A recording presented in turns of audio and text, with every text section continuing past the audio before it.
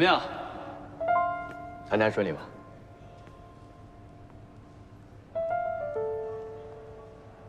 干嘛？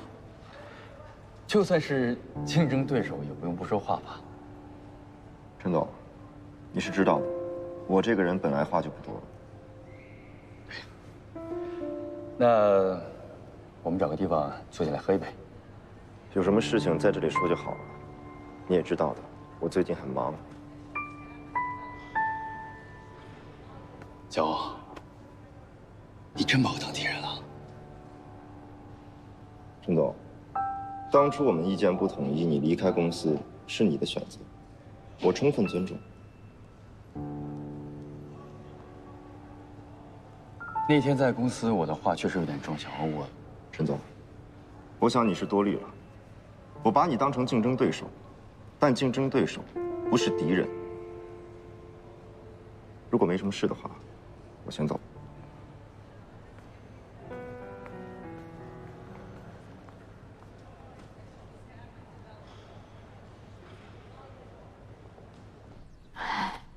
主办方现在应该已经着手开始做各种准备工作了。如果我们现在取消，那名誉上肯定会受损呀。机智机智，英明英明。其实我觉得也没这么复杂。如果你愿意接受我的帮助，如期参与就好了，不用想那么多。对啊，小念，要不然按照原计划进行，反正现在年轻有为的小老板已经找到了，还纠结啥？还犹豫啥？还想逆天改命啊？那现在看来也只能这样了，那就麻烦你了。举手之劳。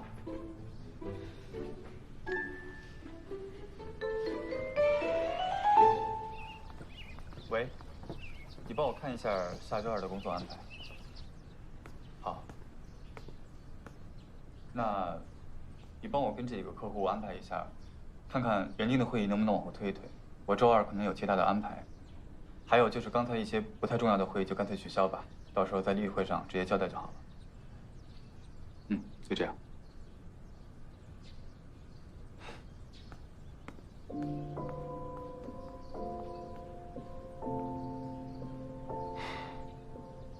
穆千初，石小念师弟，还挺有意思的。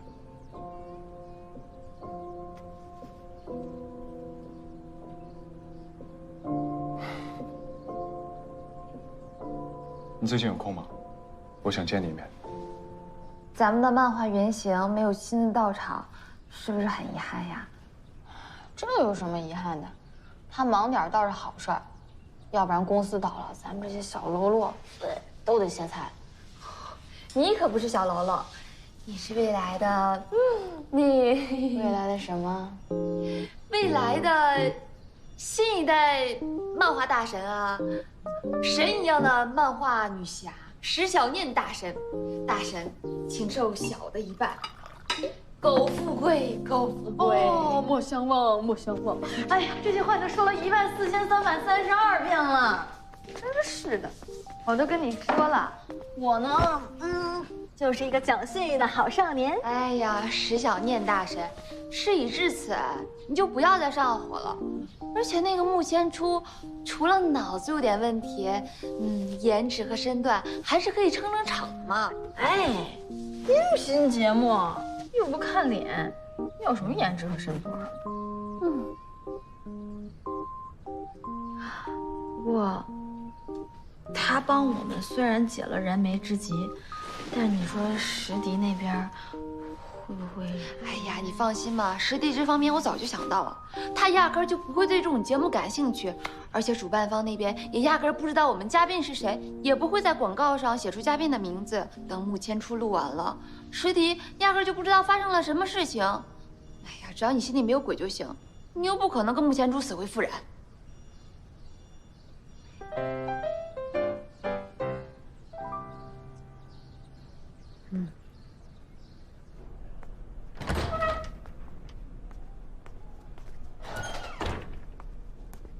乔老板，陈总怎么说啊？没什么，就是寒暄了几句。陈陈总这个人啊，虽说是有点……周二什么时候啊？啊？那个直播节目。哦，下午3点。肖老板，你是不是别多想？我没多想，这不您问我的吗？我是你老板，不能问吗？那您到底去不去？我什么时候告诉你我要去？肖老板，你现在这脸上啊，就大大的写着“我要去跟石小念做直播”，藏都藏不住。你这么清楚我心里在想什么？那你猜不猜得到？我今年不打算给你涨薪啊，肖老板。我这不也是为你好吗？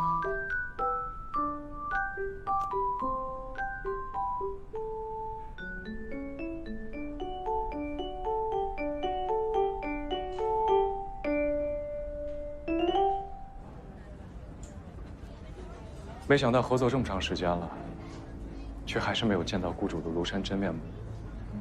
说实话，挺让人不安心的。钱是最让人有安全感的东西。每次合作，我们的钱都一分不少地打到了你账户上，这还不够让你有安全感？这个世界上所有的交易，无外乎拿钱办事儿。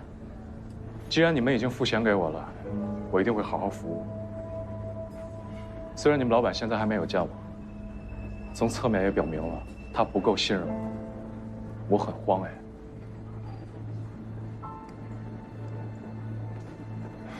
你说你这一次查到一些特别的东西，到底是什么？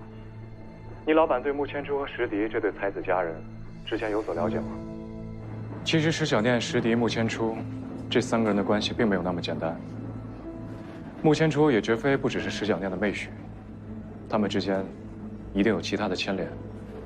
至于石迪，他好像对石小念有亏欠，而这个亏欠应该跟穆千初也有关系。这个白宇倒是挺敬业的，跟他说一声，把他的心思挪回到石小念那去。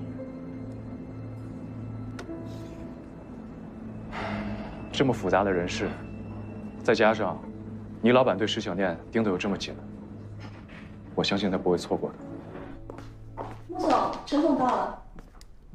穆总，听说陈总最近在繁盛干得不错，我特意找机会跟你说声恭喜。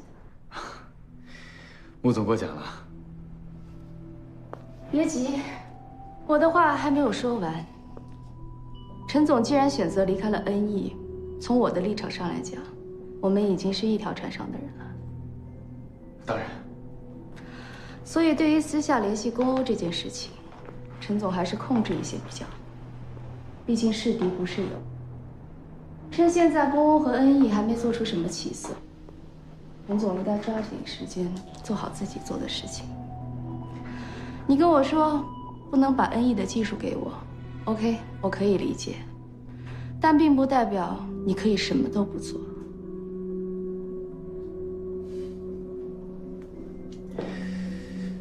穆总这番话真的让我悲喜交加。很遗憾，坐享其成不劳而获的事情，我真的没有碰到过。对于繁盛，我确实是个新人，可在市场上，我应该算个老司机了。所以很幸运的是，在这个时候，我该做什么，不该做什么，自己很清楚。那穆总这边，你会得到你应该得到的。如果繁盛超越恩义，那是你的功劳；如果出现什么问题，你的麻烦一定比我大。石小念和穆千初夫妇关系匪浅的事情，我怎么觉得你们已经提前知道了？这就不是你需要操心的问题了。如果我是你，还是会把更多精力投放在石小念身上，比如他对自己漫画里内容的认知。你到现在都没给我们一个满意的答复。我会尽快的。那我们等你的消息。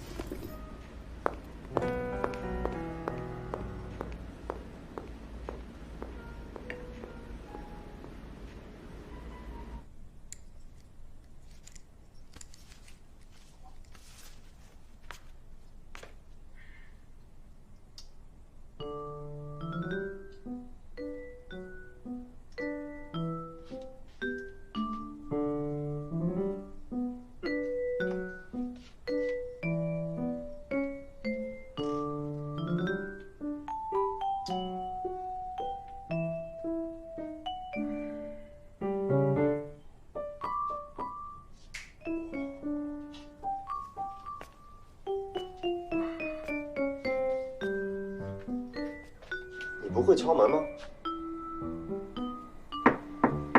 这是门吗？哦。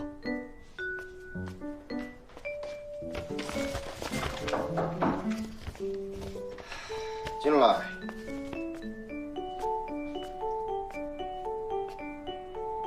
我要说什么来着？哎，肖老板，您这是干嘛呢？关你什么事啊？有事快说。哦，明天的日程我安排好了。如果您想去那个漫画活动，你哪只眼睛看到我想去啊？左手呢？嘿，右手。出去。好。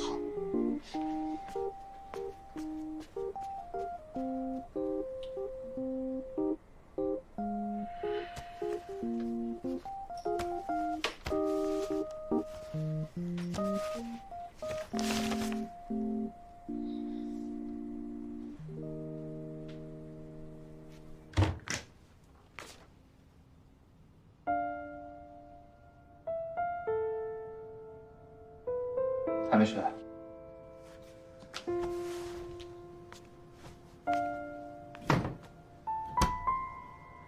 千初，你找什么呢？我找那套蓝色的被褥。千初，你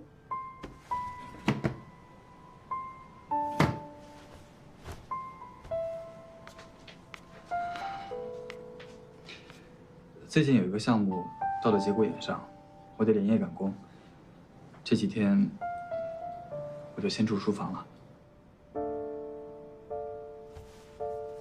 没关系啊，我等你啊。干嘛要住到书房去啊？你别多想，我可能会熬得很晚，你还有工作，我怕打扰你休息。好了，早点睡吧，晚安。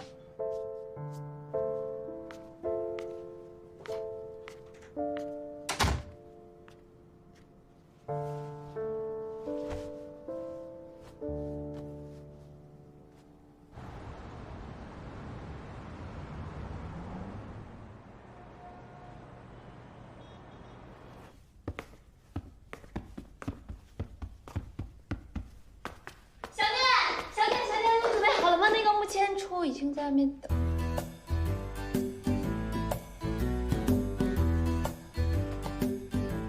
徐小念，你怎么穿成这样啊？咱们今天是音频直播节目，在直播间里面，你穿成这样干嘛呀？我穿给主持人看啊，正式又矜持。你该不会是在等漫画的主人公到场吧？哎，这跟穿正装有什么关系？你傻呀你！如果公从公司里面过来穿的是正式服装，那我们小念穿的是休闲装或者是卫衣的话，两个人搭在一起，多诡异呀！哎呀，我只是想给人留下一个严肃认真、一丝不苟的形象，根本没考虑跟他搭不搭什么的。不过你这么一说，我好像穿的是正式了点儿。那我去换个休闲的。你们等我啊，我去换一个。哎，你还换啊？哎呀，你快点儿，来不及了。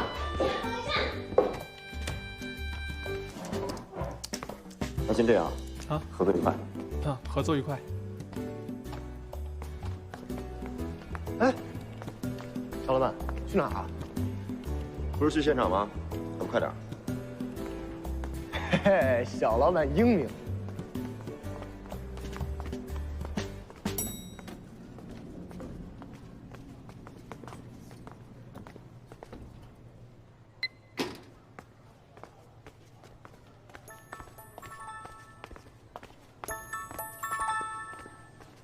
喂，啊？怎么了？哦，小老板，有事得跟你汇报一下。如果没什么要紧的事儿，就下班再说。这挺要紧的。就你之前不是说想做安全系统吗？这个事让董事会知道了，现在几个股东来公司了，要跟你谈谈。他们怎么会知道？我也想知道他们怎么知道的呀。肯定不是我说的，我拿我结婚证发誓。算了，既然他们知道了，那就跟他们聊呗。走吧。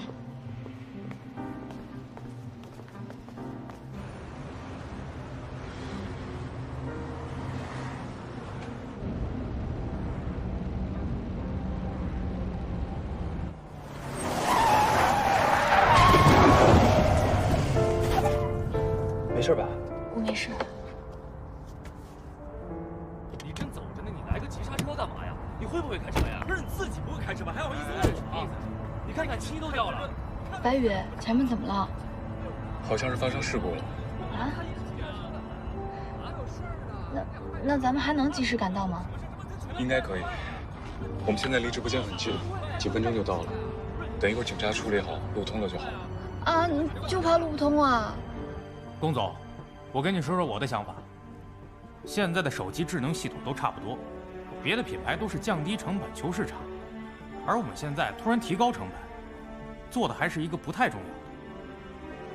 我也不是说不重要，在日常生活里，哪有那么多危险的时候？有1000个人买，能有1个用到的几率都很小。只要有1个人用，它就有意义。小欧，你是不是有些太擅作主张了？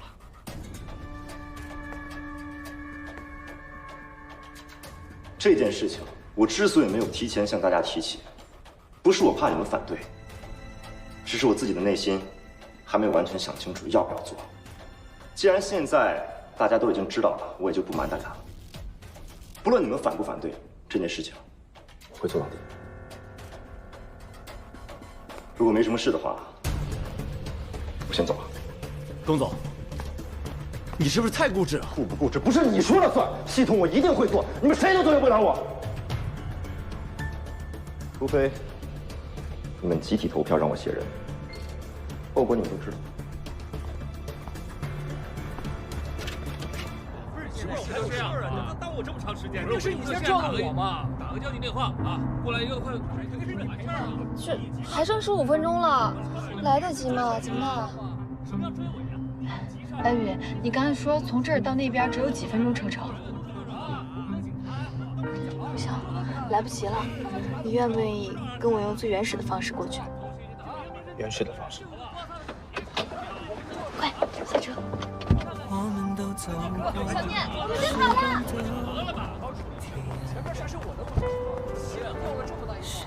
快走啊！等我一下。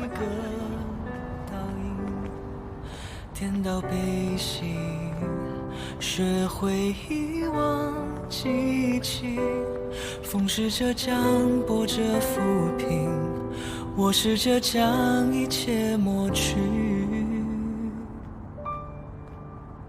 我和你之间有透明的墙，快跑啊，不然就看不到末日了。千叔，你快一点。颠倒山楼，是否能倒转时光？你拒绝牵手的邮件，装着送你的全世界。要给就给完全。医生，这前面怎么回事？这个点不应该堵车呀，是不是前面有事故？哎呀！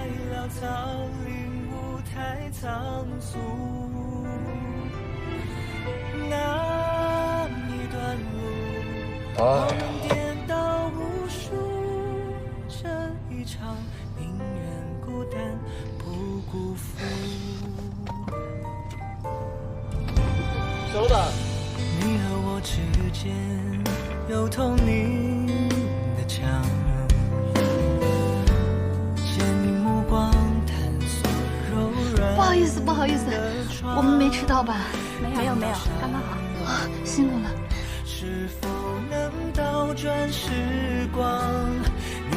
刚才有粉丝提了这样一个问题，那之前好像有报道说过，我们石小姐的漫画是以N1科技的龚总为原型，尤其是漫画里的主人公呢是霸道冷漠的人物形象。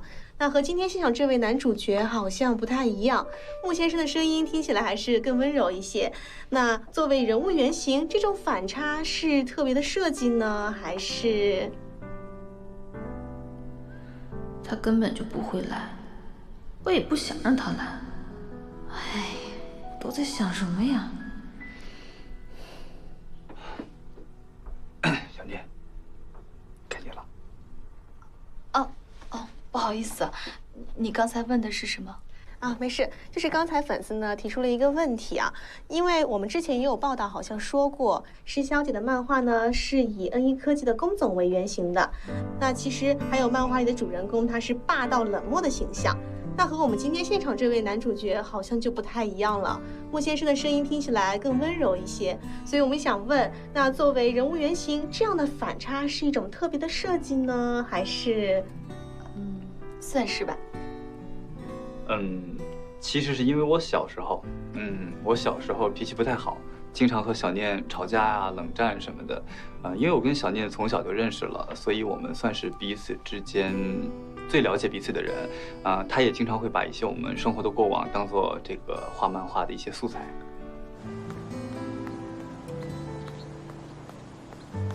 所以说，其实很多漫画里的情节都是两位发生过的真事儿。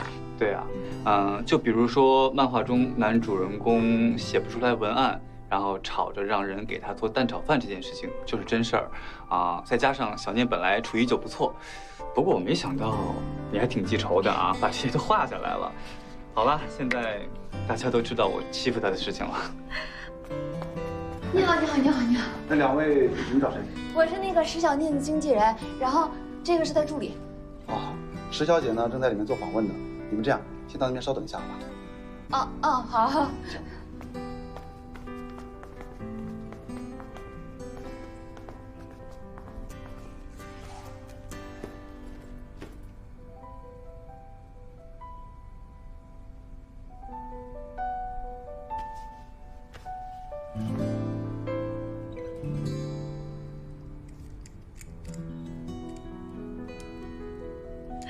接下来我们来看一下大家的留言哈。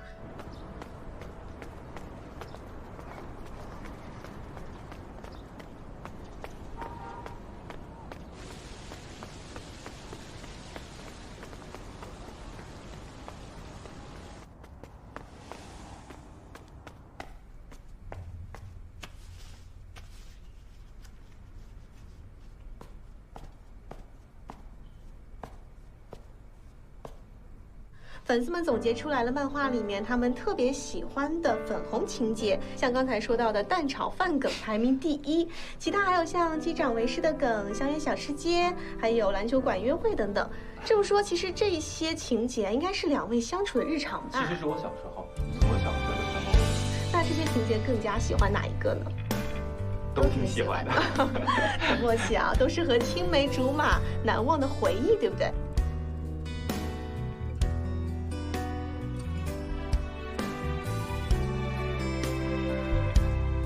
所以小吃街也是有原型的吗？对啊，那个小吃街就在我们中学附近啊，现在也很火。如果大家有空的话，可以经常去逛逛。要给就给完全，要收就收全部。可是烟太潦草，领悟太仓促。那一段路。我们颠倒无数，这一场宁愿孤单不辜负。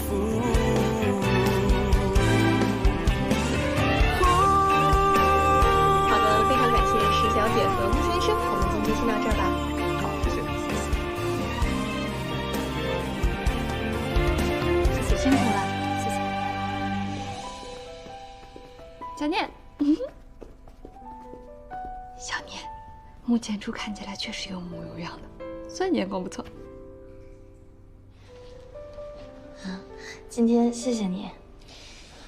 不客气，其实很多事我也是看着漫画编出来的。以前的事情记忆中也很模糊了，所以要是有些对不上的地方，你别介意啊。没有啊，这毕竟都是你和小迪的过去。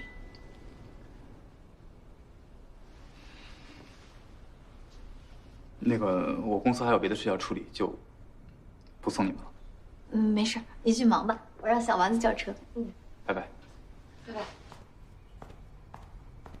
小念，我叫车，我们走吧。走吧。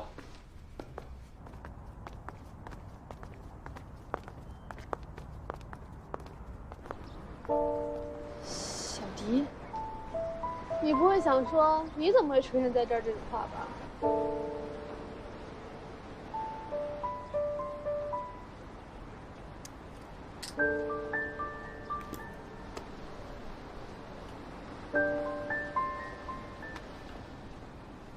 因为我跟小念从小就认识了，所以我们算是彼此之间最了解彼此的人。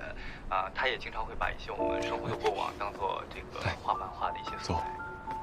所以说，其实漫画里很多情节都是两位发展。当初你是怎么跟我说的？说你都放下了，还说祝福我跟千初。结果呢？你现在什么意思啊？跳墙角啊你？我不是，跟他没什么呀。没什么？那他为什么要跟你一块去做直播呀？还是以漫画原型的身份？就是个误会，不是个误会，就是阴错阳差，他来帮我个忙而已。我怎么不知道你们两个什么时候熟到能帮这种忙了？之前不是很生分吗？而且还说那么多模棱两可的话，搞得你们两个好像很亲密一样。石小念，你不会把那些事情都告诉他了吧？我没有。那天，你是故意撕掉那张结婚证的吧？什么？这么想就是了。隔了那么久，你又恰好把能代表你们童年记忆的东西带在身边，一找就找到了。而且我来找你的时候，恰好千初就出现了，你又那么恰好的当着他的面把那张结婚证撕了，让他故意怀疑我。你都是设计好的吧，石小念？你故意的，你就是想要这种效果，对不对？今天这些事情是我不对，但是这都是误会，是巧合。你不能光到这儿来发脾气，不听我解释。如果我想做什么，我和穆千初楼上楼下的关系，我可以在他搬过来的时候，我就抓着他，把所有的一切都告诉他了，不是吗？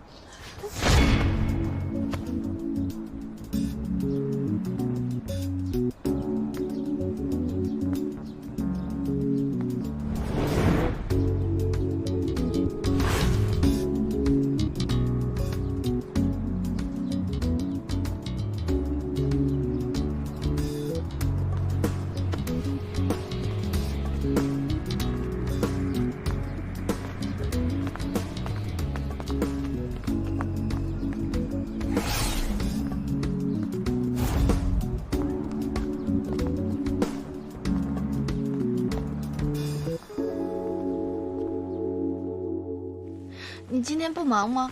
怎么突然？我和小迪有点误会，所以刚才就吵起来了。所以你就让穆千初陪你去直播是吗？你都知道啊？原来你真在那儿。我真没别的意思，我跟小迪也都说过了，这件事情从头到尾都是个巧合。你公司那么多事儿，我也找不到别人来充当这个位置。而且我跟他们都说了，我能不能一个人出席这个活动，他们都说不可以。你什么时候可以替我做决定？我找过你了，你忙得头也不抬眼也不睁的，一直在打电话。你说你最近都没好好睡过觉，你公司那么多事儿，我怎么好意思开口啊？这是理由吗？还是你的借口啊？所以你就让穆千初陪你去试吧，让他冒出你漫画的原型。还是说这漫画本来画的就是他？莫名其妙，你在怀疑什么？莫名其妙的人是你吧？看来石迪说的也并不是没有道理。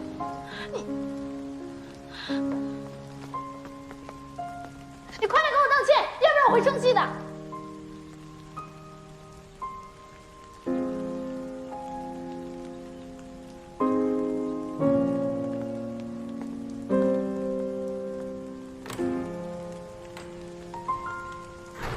干杯！干杯！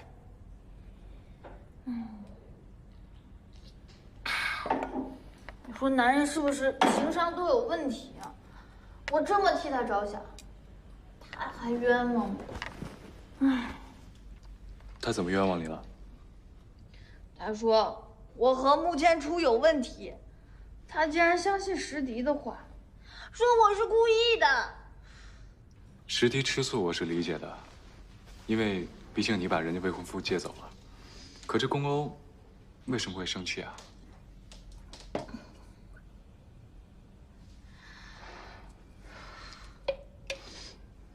你和穆千初原来关系很好吧？小的时候和他有那段记忆的人是我。他不是和石迪青梅竹马吗？那个时候他生病了，搞错了。等他病好了以后，他跟他说我是他，他就以为他是我。所以你之前画过一本你和他在一起的漫画是吗？那漫画具体的内容你还记得吗？记得呀。那个时候啊，我们俩都这么高，就这么高。然后我那个时候就会爬树，爬得可高可好了。然后他家里人都不让他出去玩，我就把他从家里偷出来，我说走，跟我去玩去。我还说我们俩有一个秘密基地。这你都记得？记得的。哎，我又不是脑袋有问题。这种美好的事儿，我全记得。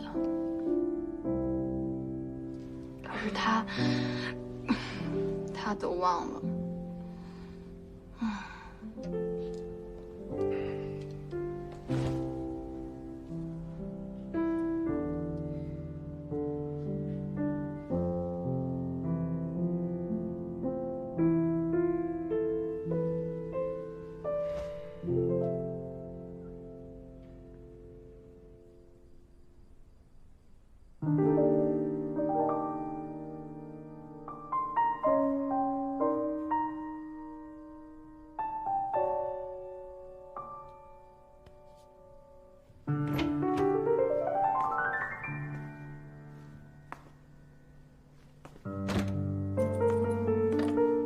小蝶，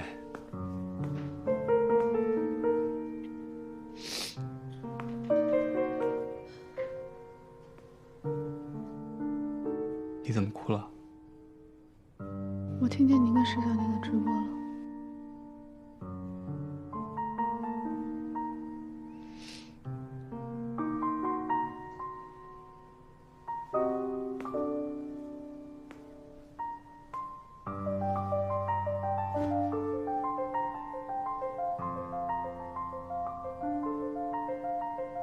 不解释一下吗？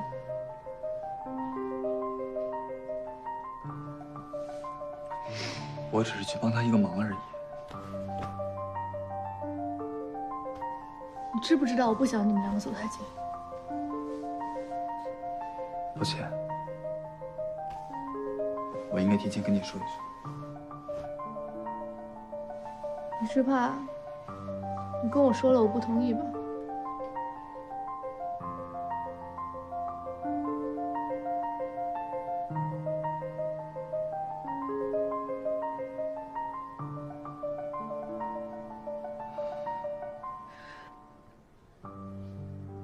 这就是你跟我分房睡的理由。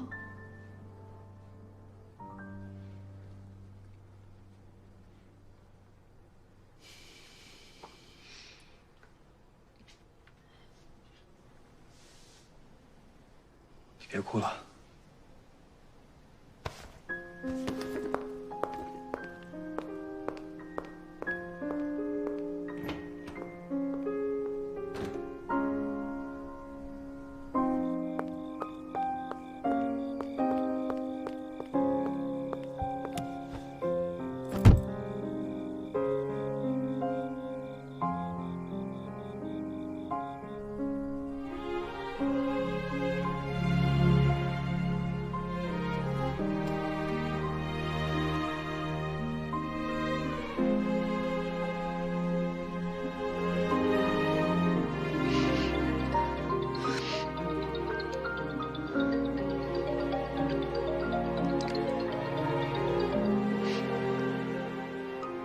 小蝶，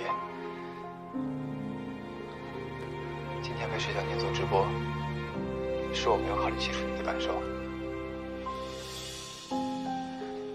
对不起，你别生气了。时间不早了，你开车小心一点。明天还有工作，你到家早点休息。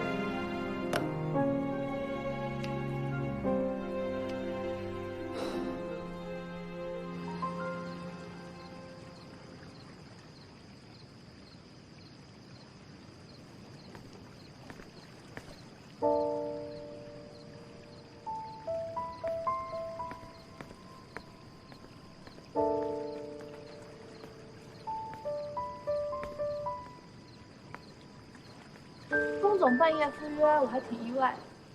有事快说。我不知道龚总是怎么想的，但有时候我真的想不明白，有些人为什么放着眼下的日子不过，偏偏要怀念过去呢？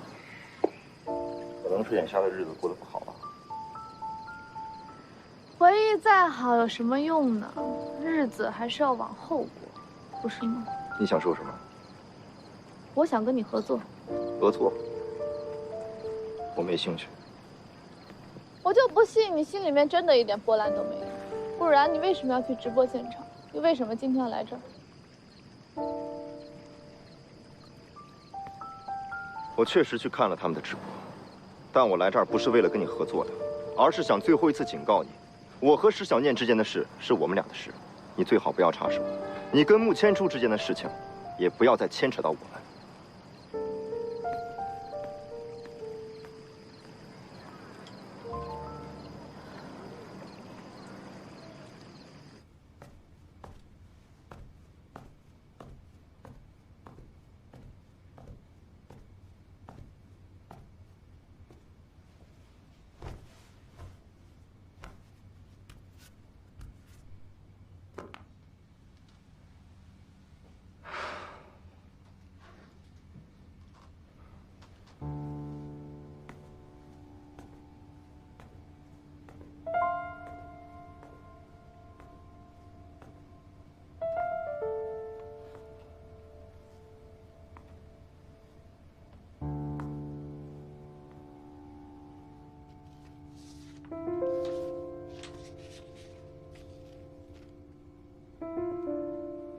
这本漫画应该是完整版的了。